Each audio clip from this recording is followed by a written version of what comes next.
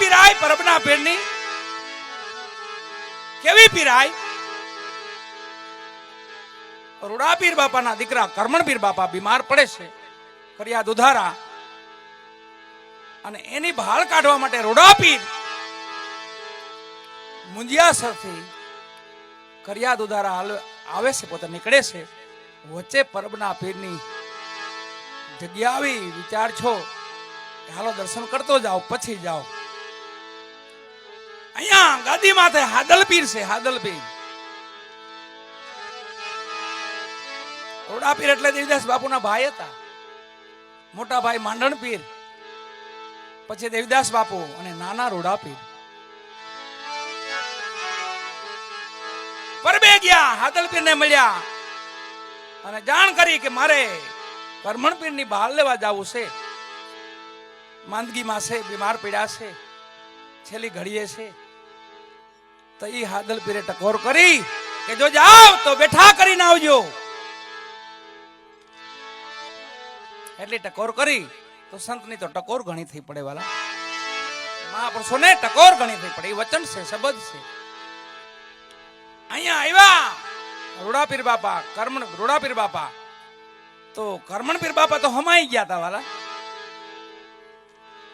પણ પછી યાદ આવ્યું, વચન યાદ આવ્યું હાદલ પીરનું કે મને પરબે જવાનું તો એમ કીધું જાવ તો બેઠા કરીને આવજો, નકર પાછા ન વળતા. શું કરું? થોડીક વાર થઈ તો વેવાઈની નનામી નીકળી. એમના વેવાઈ હતા ત્યાં, એની નનામી નીકળી. બાજુમાંથી નનામી નીકળીને પછી બધાય સગાવાલાને કીધું ભાઈ આ વેવાઈ ને શું થયું?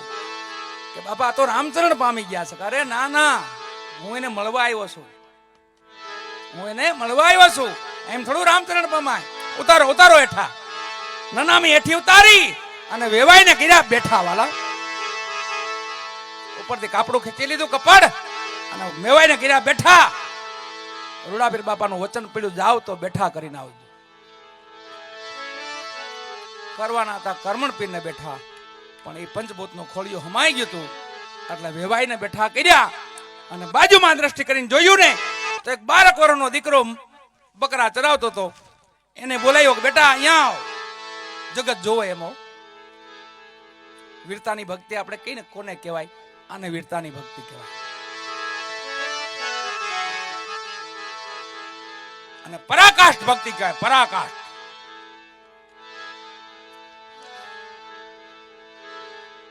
રોડાપીર કીધું બેટા તારું શું નામ છે? બાપુ મને બધા સેલાણી કહે છે. એ મુસ્લિમ નો દીકરો. હા બાપુ. તો મારું એક કામ કરી દે બેટા, તને મને મસ્તક આપું, તને મારું, તું પરબે પહોંચાડી દે. દીકરો ઓળખી ગયો, 12 વર્ષનો દીકરો હતો. અમુક છે ને જાગ્રત ક્યાંથી હોય ખબર? આપણી ભૂમિના સંતાન એવા છે કે માના ઉદરમાંથી જાગ્રત નીકળે બહાર.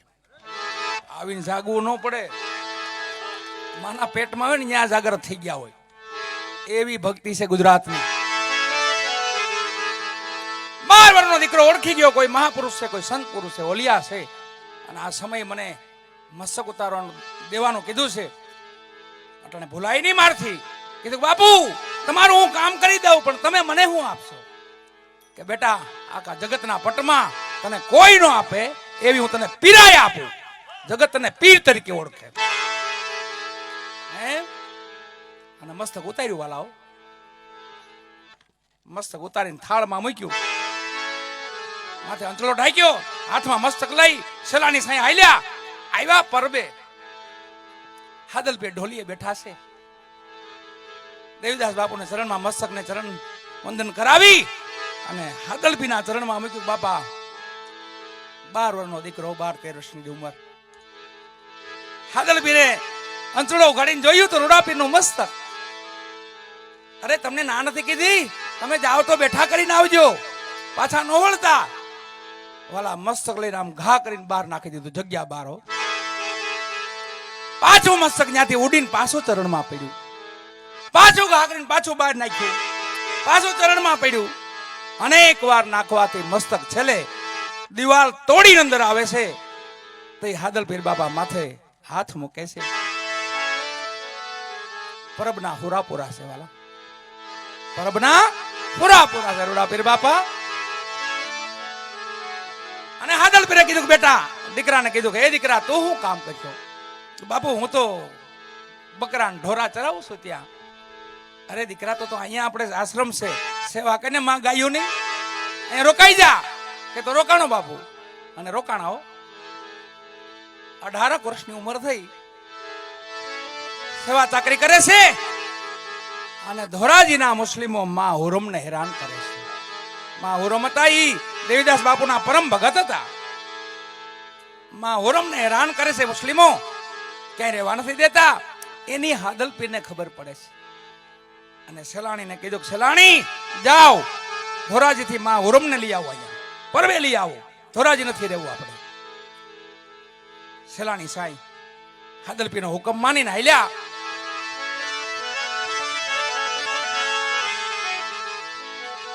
આવ્યા ધોરાજીઓ, પૂછા કરે છે કે ભાઈ માં હુરમ ક્યાં મળશે? કોઈએ કીધું કે ભાઈ માને ક્યાંય અહીંયા રહેવા નથી દેતા, માં તો કબ્રસ્તાનમાં રહે છે. હો, હે કબ્રસ્તાનમાં? ગોતતા ગોતતા કબ્રસ્તાનમાં ગયા તો એક કબરને ટેકો દઈને માં બેઠા હતા.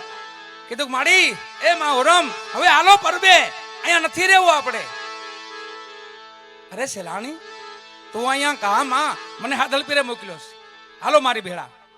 અરે દીકરા, હવે તો થોડોક સમય છે, હવે અહીંયા દેવીદાસ બાપુ ભેગા છે, ત્યાં પણ ભેગા છે, જાજો સમય ક્યાં છે હવે?